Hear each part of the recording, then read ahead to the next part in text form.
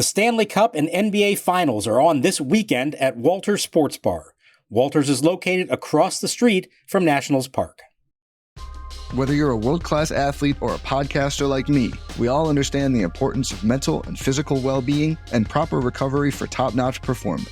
That's why I'm excited that Unified Healing is sponsoring this podcast. Unified Healing is a new and super innovative global network of wellness centers powered by Energy Enhancement System, or EE System. If you haven't heard of the EE System, you'll want to listen up. This technology promotes wellness, deep relaxation, purification, and rejuvenation. At hundreds of locations across the globe, access to a center is easy and affordable. Interested in experiencing the EE System technology for yourself? Go to unifiedhealing.com/bluewire to learn more and find a center near you. That's unifydhealing.com/bluewire. No material or testimonials on the Unified Healing website are intended to be viewed as medical advice or a substitute for professional medical advice, diagnosis, or treatment. Always seek the advice of your physician or other qualified healthcare provider with any questions you may have regarding a medical condition or treatment and before undertaking a new healthcare regimen, including EE System. Parker ready, his 1-2 delivery. Is lined toward left center field. This is trouble. It's going to split the outfielders and bounce off the top of the fence and over the wall for a double. So Mitchell Parker's no-hit bid comes to an end. The leadoff double for Arcia in the top of the 6th. Next pitch. Swing a line drive deep left field. This one over Duvall. Way back it goes. And they go back to back. That one off the back wall of the Atlanta bullpen. Lane Thomas makes it 2-0. Here it comes. Swinging a fly ball, left center field deep. Way back it goes. This one is going, and it is gone. Into the Braves bullpen. Duvall does it again to Parker. And this game is tied at 2. With Ozuna, who singled to left. Scored of the 2-run homer by Duvall last time up and drives one to deep left center field.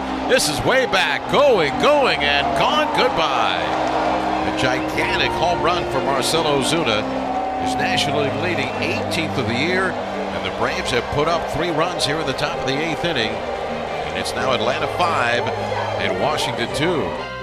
And welcome to Nats Chat for Friday, June 7th, 2024, along with MASNsports.com Nationals insider Mark Zuckerman, who is at Nationals Park. I'm Al Galdi, host of the Al Galdi podcast. We on Thursday evening had a lightning quick game between the Nationals and Atlanta Braves at Nationals Park in game 1 of a 4-game series. The game lasted for just 2 hours and 7 minutes, but unfortunately, a big reason for the game being so quick was the Nats offense again being bad. A 5-2 loss to the Braves. The Nationals now are 8 games below 500 for the first time this regular season. Just 8-17 since being 19-18. And the Nats now have lost 4 consecutive games. This installment of the Nats Chat podcast is brought to us by the upcoming Friends Night for the Fred Nats in Fredericksburg, Virginia. Whether your favorite character is Chandler or Phoebe, get your tickets now at frednats.com/tickets. Well, one of the great lines from Friends is, "We were on a break." The Nats offense lately has been on way too much of a break. Now, we on Thursday evening did get yet another really impressive start from Mitchell Parker, who actually made Nats history, but reliever Hunter Harvey had a rare blow-up outing. And Mark, bottom line, the offensive struggles continue. Yeah, here's the problem, Al. The way they're playing right now, there's so little margin for error. And they're basically requiring their pitchers to be perfect to have a chance to win a lot of these games. Now, Mitchell Parker was close to it, carried a no-hitter into the 6th inning, finally gave up 2 runs in the 7th on a home run. But the Nats only scored 2 runs on back-to-back homers and then did nothing else the rest of the night. And so you're asking Hunter Harvey, who has been really, really good the majority of the season, to keep doing that. And he has one little slip-up. And the first time in more than 2 years, he gives up 3 runs, and that's your ball game. And it's such a tough way to go about this when you're not giving your pitching staff any margin for error. Yeah, you can point to Harvey blowing up and saying, if he doesn't do that, maybe they win this game. But there has to be a little bit of leeway, right? Some nights, your lineup has to give your pitching staff some cushion and not put that kind of pressure on them to be perfect. We talked about this a few weeks back. Has there been a Nationals team with this kind of discrepancy between the pitching and the offense? it feels like as the days go on, the discrepancy becomes wider and wider to where the pitching continues, for the most part, to be good. It's not perfect, but no pitching is. And the offense, it feels like, is getting worse. It does not feel like the offense is getting any better. The Nats on Thursday evening, just 2 runs, just 6 hits, just 1 walk, 0 for 2 with runners in scoring position. The Braves starting pitcher, former Nats prospect Reynaldo Lopez, who is having a nice season. He allowed 2 runs in 6 innings with 7 strikeouts versus 1 walk. Now, the tease in this game was that the Nats actually hit 2 home runs, hit solo homers in back-to-back fashion. The Nats began the bottom of the 6th with back-to-back home runs. C.J. Abrams, he and that Nats 2-run 6, a leadoff homer to right field on an 0-2 pitch for a 1-0 Nats lead, a projected 412 feet per Statcast. Good to see Abrams do that off what happened on Wednesday night, him getting called out by Nats manager Davey Martinez in Davey's postgame presser. And then Lane Thomas, seeing the Nats 2-run 6, a solo homer to left field for a 2-0 Nats lead. That homer went a projected 410 feet per Statcast. The Nats had hit just 1 home run over the team's previous 7 games. So you felt like maybe something was cooking, but there really wasn't much else cooking. The Nats' other 4 hits in the game were singles, and to whatever extent offensive momentum exists, there was no momentum generated by those back-to-back homers. No, I thought that was going to get it started, especially when the next 2 hitters single, okay? You think you have something going, and then Keibert Ruiz lines out. Joey Meneses grounds into yet another double play, just a killer for them there. But what you were saying, I agree. The offense is getting worse. And I think the difference is early in the year, even if they're only scoring 2 runs, they were giving themselves a ton of opportunities to score more than that and just weren't coming through with runners in scoring position. This last week, they're not even giving themselves chances. They're getting shut down completely. They're not drawing walks, as we have talked about. And yeah, the 2 homers are great. But boy, it'd be nice if those came with somebody on base, and they didn't because there hardly was anybody on base in this game. And so I think that's what stands out to me right now is that as frustrating as some of those losses were early in the year, you could at least say, well, they give themselves chances. Eventually, they're going to start to come through in those and win some games. And right now, they're not even giving themselves chances. These have been some lightning quick half innings and games against some good pitching, yes, but they're not even giving themselves a chance a lot of these nights. Yeah, if you are a frequent Nationals box score reader, you may have noticed this. Lately, if you look at how the Nats did with runners in scoring position, more and more you're seeing like 2 at-bats with runners in scoring position, 4 at-bats with runners in scoring position. We earlier in the season would lament, boy, the Nats are struggling with runners in scoring position, but they would have 9, 10, 11, 12 at-bats in a game with runners in scoring position. You're not seeing a lot of that lately. Jesse Winker was the only Nat who had a multi-hit game in this game. He went 2 for 4 with 2 singles as the Nats starting left fielder and number 6 batter. Winker does have a good on-base percentage for this regular season, 366, so I do want to give him credit for that. But otherwise, I mean, there just is not a lot happening with this offense. The Nats, for the regular season, now 28th out of 30 major league teams in team OPS at 654. And I mentioned Reynaldo Lopez having a good season. This Braves rotation is quite good. And you look at what is ahead for the Nats in this series. Game 2, Friday evening, 6:45. Chris Sale, who is having an excellent season, will be the Braves starting pitcher. You fast forward to Game 4 on Sunday afternoon at 1:35. Max Fried, who's having another very good season, will be the Braves starting pitcher. So the Nats in this series are facing some very good Braves pitching. And, to the extent that games are played on paper, this is going to be a challenge. The Nats doing well offensively in this series. Yeah, it was great. They took 3 out of 4 from them in Atlanta last week. They caught a little bit of a break in who they faced. They didn't have Lopez. They didn't have Sale. They hit around Charlie Morton, who's pitching Saturday, so maybe that's the best matchup from the Nats' perspective. They got to find a way, though. They got to find a way to make these guys work a little bit more. Try to get them out of the game earlier. Try to give yourself base runners. I mean, the other thing they're not doing right now, they're not stealing bases because they're not even in position to try to steal bases. Kind of their whole offensive mindset is not going the way that they hoped that it would right now. So whatever it takes, they're going to have to find a way to do that. And then again, have to rely on really good pitching and really good defense to keep the games close. You mentioned defense. I did want to give Jacob Young credit for a terrific defensive play that he made in this game on Thursday evening. So Young as the Nats starting center fielder and number 9 batter, 0 for 3, but top of the 6th, runner on second, 1 out. Jacob Young, a really good running, sliding catch in the right center field gap of a liner off the bat of Ozzie Albies for the 2nd out. 3-1 on the way. Swing, it's looped in the air to shallow right center. Chasing over is Young, closing. He slides. He's got it. What a catch. We know about Young's speed and defensive prowess. Young came into the day 8th among all National League players in defensive wins above replacement per Baseball Reference for this regular season. And that was one of those classic examples of the speed and him making really a play that stands out. It's becoming routine with him. Like, you expect him to catch every ball that's hit in his general direction. Continuing a line of really good national center fielders over the years, he is starting to rank right among any of them. And you just hope that he can continue to produce enough offensively to merit staying in there, because we know the defense now is big league caliber, and that has been really nice to see. And there have been some meaningful catches to help keep good pitching performances going. At this point in this game, you're talking about him making a catch that helped keep a no-hitter alive at one point, helped prevent a run from scoring at one point. So it's one thing to make the plays. It's another to do it when they really matter. And I've been very impressed with his ability to make meaningful catches and just basically to catch just about anything that comes his way out there. Yeah, and I almost don't want to bring this up because I feel like this guy's getting treated like a punching bag right now, but this happens on the same day that the man who Jacob Young supplanted as the Nats' #1 center fielder at the major league level right now, Victor Robles for the Seattle Mariners, dropped what was essentially a routine fly ball in playing for Seattle. And, you have that, and then you see Jacob Young do this, and you are reminded of why we've had that change in center field.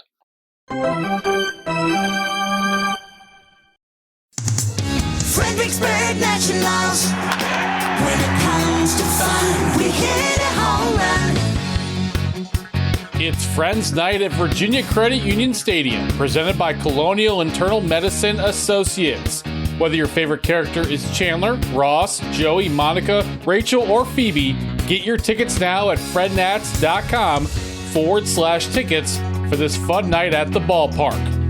Plus, take part in a scavenger hunt around the stadium for the chance to win an exclusive prize and be one of the first 1,000 fans to head home with a Central Perk-inspired mug. Can it be a better night at the ballpark? Don't miss out and come see the one where the future stars of the Washington Nationals play right down the road in Fredericksburg.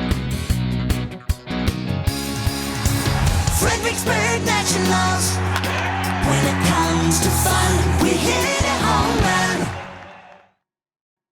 PrizePicks is America's #1 fantasy sports app with more than 5 million active members. Get in on the daily action with your friends and become part of the PrizePicks community today. The finals mean more on PrizePicks, and so do the star players. You get boosted payouts on select basketball stars that you won't find anywhere else. And when the finals are over, the hoops action doesn't stop on PrizePicks because women's basketball is just getting started. With young stars like Caitlin Clark and Angel Reese looking to make names for themselves, alongside greats like Brianna Stewart and Asia Wilson, you could win up to 100 times your cash watching them ball out. This week on PrizePicks, I'm looking at the basketball board and selecting Jaylen Brown for more than 25 points, Tyrese Halliburton for more than 10 assists, and Jason Tatum for more than 10 rebounds. Download the app today and use code BLUEWIRE for a first deposit match up to $100. That's code BLUEWIRE on the PrizePicks app for that first deposit match up to $100. Pick more, pick less, it's that easy.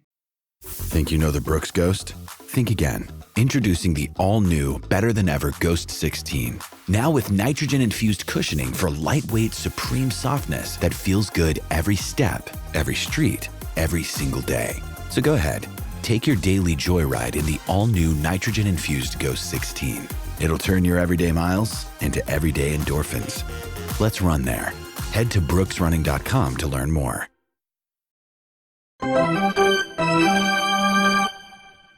Checking in on the minor leagues. First off, James Wood not in the lineup again for Rochester. He hasn't played for the Red Wings since May 23rd. I asked Nats manager Davey Martinez before the game what the latest is on Wood. He's practicing. He's getting ready. He should be back soon. And in Double-A, Dylan Cruz and Brady House each went 0 for 3 on Thursday. Cruz's OPS is at an even 800. House, 731 on the season. Now back to the show. Here's the 1-2 to Ozuna. Swinging a tapper, slowly hit toward third, charging into glove at Senzel, and on the move, fires to first. And that's the fourth straight 1-2-3 inning for Mitchell Parker. 12 up and 12 down. All right, so Nats offense bad on Thursday evening, but Nats starting pitching really good on Thursday evening. The shame of the Nats' latest bad offensive performance is that it wasted a really good outing by Mitchell Parker, who in fact made Nationals history. Parker in this game, 2 runs in 7 innings. He gave up just 3 hits, which were a homer, a double, and a single. He issued no walks, did issue a hit by pitch, did record just 2 strikeouts. But you talk about pitch efficiency, and you talk about throwing a lot of strikes.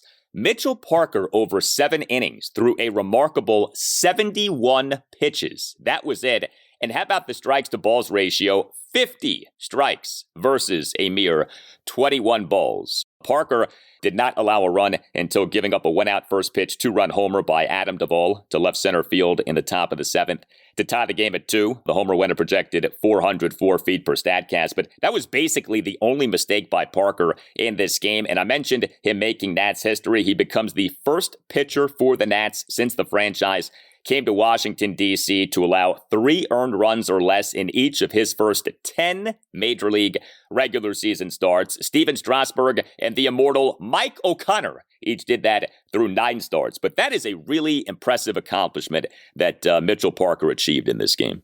I remember Mike O'Connor, a local kid who went to GW, and kind of a similar story, like came up early that year in 2006 with very low expectations and did quite well. And you started thinking, boy, this guy might actually be something. And then unfortunately it did not in the long run work out for him. So I don't want to, douse everyone's excitement here and predict that Mitchell Parker is going to turn into Mike O'Connor. You hope it's much more like Steven Strasburg than Mike O'Connor, but it is a reminder that you don't really know quite yet. But what stood out to me here is, for the first time, he's facing the same team again. He just faced the Braves 10 days prior, was really good in that game, carried a shutout into the 7th, and then gave up 3 runs in the 7th, including a home run to, wait for it, Adam Duvall. And so here we are in the rematch 10 days later, even better through 6 innings, comes back for the 7th, gives up the homer to Adam Duvall, and it's like, oh man, here we go again. But forget about that part, the home run. In general, you have to be really encouraged that there was no element of surprise this time. I think you kind of wondered, was that the case when he's facing some of these other teams who have never seen him before? The book is out on him now. This team had seen him before, and he was able to come right back out and be just as good, if not better. And that, I would hope, bodes really well for him down the road. It's crazy how things can change and change quickly. It was less than 2 months ago that the Nats summoned Mitchell Parker from AAA Rochester, April 15th. And he now is a staple in the Nats rotation. He now is very clearly one of the great positives for the Nats this season. You look at what he's done since being called up from AAA, 10 starts, ERA of 3.47, a whip of 1.05. And so you think about 2 months from now, what might be different that we never anticipated? Who might be doing what that we never thought about? It does, I think, offer some reason for encouragement of, as frustrating as the offense is right now, maybe 2 months from now, we're laughing at these struggles of April, May, and June. But man, Mitchell Parker is just doing such a good job. And to your point about facing the Braves again, facing good teams, doing well against good teams. This is not a function of him facing a bunch of bad teams, bad offenses, pitching at a bunch of, pitcher-friendly ballparks. Like, this guy is taking on all comers and is coming through. And there is a consistency. I mean, one of the really good things about that stat, that history that he made in this game, it speaks to him being consistent game in, game out so far, going out there and giving you a chance to win. And throwing strikes, that's been his calling card here. The pitch counts, the strike percentage has been outstanding in almost every single one of his starts. And it just shows that he has the stuff and the confidence in it to throw it over the plate and be successful with it. And so that does give you hope that he can continue to do this. Now, again, over time, teams start to figure out a few more things, and maybe he does slip up in some way, but he is pitching with a whole lot of confidence right now, and they have a whole lot of confidence in him when he takes the mound. Now, he's at 71 pitches after 7 innings. And typically you'd say, oh, that's nothing. Let the guy keep going. To me, that was an absolutely easy call to pull him because it was really hot and muggy, for one thing. He did start to fade in the 6th and certainly in the 7th. To me, it's not so much about the pitch count, but the innings count. And you have Hunter Harvey and Kyle Finnegan fresh. They didn't pitch the previous day. They've been almost automatic for you. You're going to be facing the top of their lineup for a 4th time. To me, that was a no-brainer. I know it didn't work out, but I know for all the people who are complaining and saying, why aren't you letting him stay in there? Maybe there comes a day that you let a guy like Mitchell Parker try to go the distance. I did not think this was the night for that based on the way it was going, the conditions, and the fact that your 2 best relievers were there and available and ready, and you had to believe they were going to get the job done. One of my favorite sayings when it comes to managerial decisions comes from Buck Showalter. Don't judge a decision by its result. And I actually think there's a lot of truth in that. I think the thought process behind what Davey did was more than sound. And I thought it made total sense. And I'm with you. And I don't like this complaining about it. After the fact, it didn't work out. You complain about it. That's a very easy thing to do. Mitchell Parker gave you 7 innings. Like you said, it was hot. You have this back end of the bullpen that has been so good this season. You did what I think a proper thought process would dictate that you do. It just did not work out. The right decision generated the wrong result. That happens. And this was surprising. Hunter Harvey. So he comes into the game, score tied at 2, top of the 8th, allows 3 runs, retires the first 2 batters he faces. That's the thing about what happened with Harvey in this game. But he then gave up 4 consecutive 2-out hits, including a 2-out first pitch, 2-run homer by Marcell Ozuna on a moonshot to left center field for a 5-2 Braves lead. The homer went a projected 442 feet per Statcast. Hunter Harvey had not allowed more than 2 runs in a regular season game since May 25th, 2023. I mean, he had been, you talk about Mitchell Parker being a model of consistency. Harvey, in a lot of ways, has been that, and he just got in this game. I mean, it was bound to happen at some point. Jacob Barnes tossed a perfect top of the 9th. But, when you have this bad offense, you can ill afford a blow-up outing by one of your top relievers. And sure enough, the Nats could not sustain that. Harvey does what he does in that 8th inning, and you felt like ball game over. I mean, the Nats were still going to have 2 more opportunities to hit bottom 8, bottom 9. But I don't know that there's a Nats fan on the planet who had real faith that the Nats were going to come back to win this game. Not down 3. If just the 1 run scores, you still have some hope once Ozuna hit the home run, which Harvey felt like was the only truly bad pitch during all that whole sequence. He felt like the others were not bad pitches, and some Braves hitters just managed to get him in the right spots, and that's fine. The home run was a bad pitch, and boy, did Ozuna clobber it. Now, Ozuna also one of the best hitters on the planet right now. I'm not sure people quite appreciate, given the other star power that the Braves usually have, how Ozuna has been their best and most consistent producer here. You said it about it's been so long since he's had a game where it really fell apart for him like that. And again, he got the first 2 outs, and I think it was a 3-2 count on Albies for the double. So he's 1 strike away from a very clean inning and taking it on to the next one. But one of these days, you have to just put it back on the offense and say they're giving them no margin for error. I think Hunter Harvey and Kyle Finnegan have earned the right to be allowed to pitch with a little bit of cushion. And when it's a tie game in the 8th inning, there was 0 cushion for them, and it came back to bite them. From grown-worthy dad jokes to patching up skinned knees, your dad is one of a kind. This Father's Day, give him a gift that is guaranteed to take him to his happy place. Omaha Steaks. Order mouth-watering gift packages starting at just $89 when you go to omahasteaks.com and use promo code NATSCHAT at checkout. Each package is backed by their unconditional money-back guarantee. Show your dad the love he deserves with a gift as unforgettable as he is. Visit omahasteaks.com, promo code NATSCHAT at checkout.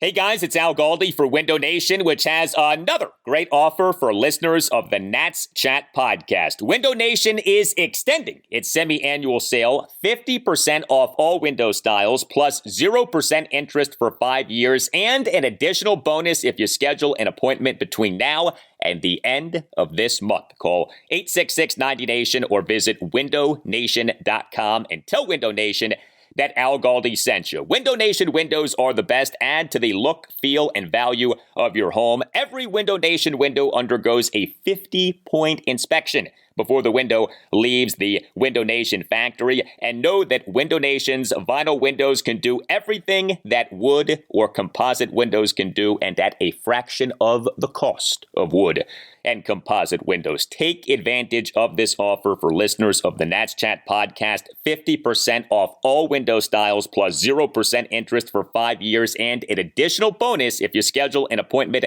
between now and the end of this month. 866-90-NATION or windownation.com. That's 866-90-NATION or windownation.com. And tell Window Nation that you want the deal that you heard about from Al Galdi on the Nats Chat podcast. Tim Shover's here to tell you about Game Time. This summer at the Anthem, shows include the Struts, Black Eyed Peas, and Shaky Graves.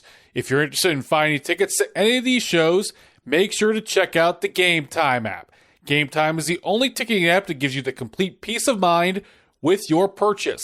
See the view from your seat before you buy, so you know exactly what to expect when you arrive. Buy tickets in seconds with 2 taps. Take the guesswork out of buying tickets with Game Time. Download the Game Time app, create an account, and use code NATSCHAT for $20 off your first purchase. Terms apply. Again, create an account and redeem code NATSCHAT for $20 off. Download Game Time today. Last minute tickets, lowest price, guaranteed. Swinging a fastball, pull on the ground, left side backhanded by Arcia. He straightens and throws on to Olsen, and the Braves have taken the opening game of the series. This is an obvious thing to bring up, but it is something that comes up, so I do want to ask it. Do you think that there is heat right now on Nats hitting coach Darnell Coles, or do you think that the organization is not pinning the offensive struggles on Coles? You know, I've been wondering it myself. I'll admit that, especially when you see the type of at-bats that we've been seeing here this week, the quick outs, overly aggressive, swinging at pitches that are not good pitches to swing at. So I can see how there could be some of that. I believe, correct me if I'm wrong, I think the last time they had a hitting coach change in mid-season would be Rick Eckstein way back in 2013, when Davey Johnson, against his wishes, basically had to fire Rick Eckstein and make that move for a team that was expected to do more. They did the pitching coach change in 2019, early in 2019, with Derek Lilliquist and replaced by Paul Menhart, and that obviously worked out really well. Hitting coaches are a funny thing. I never know what to make of it. There are times that I think they're really important, and you can't dispute Kevin Long's track record of what he's done in New York and Washington and now in Philadelphia. But I also feel like you can only work with what you have. And anybody who believes that this should be a good Nationals lineup is probably delusional. Now, should it be better than this? Do they have hitters who can be better than this? Yes, of course. And when young building blocks are struggling the way that C.J. Abrams has at times and Keibert Ruiz has at times, you can see how you want to point at the coaching aspect of it. So I think it's fair to criticize and to question that. I don't know if it's in the works or who the obvious replacement would be there. You know, Coles was the replacement for Kevin Long when he left for Philadelphia. He's somebody who has known Davey Martinez a long time. I'm sure Davey feels like he supports his guy. That doesn't necessarily mean that it's his decision. If this were to really continue to this rate and you're seeing guys regress instead of improve, then maybe you do start talking about that. But I think in the end, you also just have to look at who's in this lineup. Who are they working with? And a lot of them are either experienced guys who are on the tail ends of their careers or players who have not really ever lived up to what they could be. And then a couple of young guys who are important and you want to see them improve. And sometimes we see it and sometimes we don't. And I think that would be the key. Watch those guys and how they progress to decide if you think that the coaching is the issue there. Yeah, when it comes to hitting coaches and pitching coaches, I always remind myself of Leo Mazzoni. Leo Mazzoni was the Atlanta Braves pitching coach for a decade and a half, 1990 through 2005. So he was the pitching coach through all of those great pitching years for the Braves with Greg Maddux and Tom Glavine and John Smoltz, etc. Leo Mazzoni came to the Orioles for the 2006 and 2007 seasons. And I remember saying to myself, wow, now might be when the O's get good pitching because the great Leo Mazzoni is coming to be the Orioles pitching coach. And what happened? The Orioles pitching remained quite bad in 2006, 2007 because Leo Mazzoni was not working with Greg Maddux and Tom Glavine and John Smoltz anymore. And that doesn't mean that Leo Mazzoni was a bad pitching coach or, took dummy pills that lessened his intelligence or anything like that. It's just as a pitching coach, as a hitting coach, you are at the mercy of the talent that you're working with. I don't know how many people know this. Darnell Coles was the Arizona Diamondbacks hitting coach for a 2019 season in which the Diamondbacks matched a club record with 220 home runs. So it's not like Darnell Coles is incapable of presiding over a team, an offense that hits the home run. It is true that things are quite bad right now, and you do wonder if Coles' relationship is making Davey stick with Coles longer than the Nats should. Coles and Davey were teammates on the Cincinnati Reds in 1992. I would say this, though. It's so important, right? James Wood is going to be called up at some point, we think. If the Nats do have doubts about Darnell Coles as a hitting coach and don't like the job that he's doing, they should not have him working with James Wood once he comes up to the majors. And I do think that that could and should serve as impetus to make a change.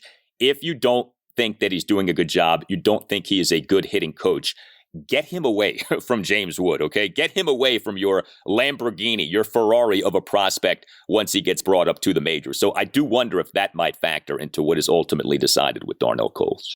I think there's a really interesting and important dilemma coming up at some point with James Wood, Dylan Cruz, Brady House, and then C.J. Abrams, Keibert Ruiz, Luis Garcia, the guys who are already here. You want to make sure that young players have continuity at the big league level on their coaching staff and are being taught the same thing and are not coming up here learning one thing and then having a change and all of a sudden it's something different. So I think one way or the other, and maybe this doesn't happen until the offseason, organizationally, I think they have to decide, is this the guy? Is this the approach we want to take with all these really good, young, talented hitters? And we want that to be the case for years to come. Or do we think we can do a different approach there and that would benefit the young guys more, in which case I think you go out and try to find a better hitting coach going into next season. It's hard to do that in season unless you have somebody in the organization that you really love, and I'm not sure if they do, who would fit that description. So that's why I could see this being more of a question in the offseason. If you really in 2025 expect to have a lineup that includes James Wood, Dylan Cruz, Brady House, C.J. Abrams, Keibert Ruiz, Luis Garcia, you want to be confident that the guy in charge of their offense is presenting them with a plan that is going to work for them, not just in the short term, but in the long term. You don't want to fill their minds with a lot of different ideas. So whether you think that's Coles, if you do, that's great. Keep him long term. If not, I think that would be the time to reconsider it and find somebody you think can be that person for the long term. I do still wonder about the whole Kevin Long thing. I think a lot of people listening remember this. Things got weird between the Nats and Long. 2020-21 offseason, Long wanted a multi-year deal. The Nats essentially told him, hey, go out and see if you can get one from another team. It was reported that Long was out as Nats hitting coach, and then he remarkably ended up returning as Nats hitting coach on a one-year contract. But to the point about hitting coaches and star players, we know how much Juan Soto loves Kevin Long and how much it feels like Kevin Long meant to Juan Soto during his time with the Nats. So I think there is a significance to having a good hitting coach, a well-regarded hitting coach working with the likes of Wood and Cruz and House and Abrams moving forward. I think that is significant. Sure. And, sometimes just two guys connect for whatever reason. Now, Kevin Long, very accomplished. I mean, there's not a lot of question about his credentials and whether he is a good coach or not. It doesn't mean that others, can't still do the same thing. It really was about contract. K. Long was happy to be here, wanted to stay here, especially with Soto still on the team. But he felt like, given what he had accomplished over years in the big leagues, that he merited a long-term deal. And he initially got a 3-year deal the first time he came here, which was pretty much unprecedented for the Nationals to give that to an assistant coach. And when the time came, they weren't willing to do that. They said, okay, go see what you can get. He didn't get it, and so he came back for another year. Then he did finally get the offer from the Phillies and took it. So that's the other part of this. If ultimately the Nationals decide to go in another direction, and again, particularly in the offseason, are they willing to go get somebody with a track record? Are they willing to commit to somebody for a little longer term? I would be really interested to see how that all plays out. It's not just about what kind of commitment they make to signing players. there's also the question of commitment to coaches, managers, front office, all of that. I will never not understand not paying a coach who you really like. It's not like these coaches are making $5-10 million a year. I mean, if you like a hitting coach, give them the multi-year deal and move on. I mean, geez, that's really not that big of an ask, I don't think, but we shall see. We have a shout out to deliver on this installment of the Nats Chat podcast. Shout out to Teddy Schlickenmeyer. Congratulations to him on finishing 4th grade at Alexandria Classical Christian Academy. And congrats to Teddy on his first season in Fort Hunt Little League. Great stuff, Teddy. Keep it coming. This installment of the Nats Chat podcast has been brought to us by the upcoming Friends Night for the Fred Nats in Fredericksburg, Virginia. Whether your favorite character is a Chandler or Phoebe, get your tickets now at frednats.com/tickets. So yeah, 3 more games for the Nats against the Braves in this 4-game series at Nationals Park. Game 2 Friday evening, 6:45. Jake Irvin will be the Nats starting pitcher, and he'll oppose a guy who, again, has been one of the best pitchers in the majors this season in Chris Sale. You can hit us up on X at Nats_chat. You can email the podcast, natschatpodcast@gmail.com, including if you would like to deliver a shout out to someone who you care about, a congratulations, a happy birthday, whatever. Email Tim Shovers, natschatpodcast@gmail.com. You can find us on our website, natschatpodcast.com, at which you can buy a Nats Chat Podcast t-shirt. All Nationals radio highlights on Nats Chat are courtesy of 106.7 The Fan. For Mark Zuckerman, I'm Al Galdi. We thank you for listening, and we'll talk to you next time on the Nats Chat Podcast.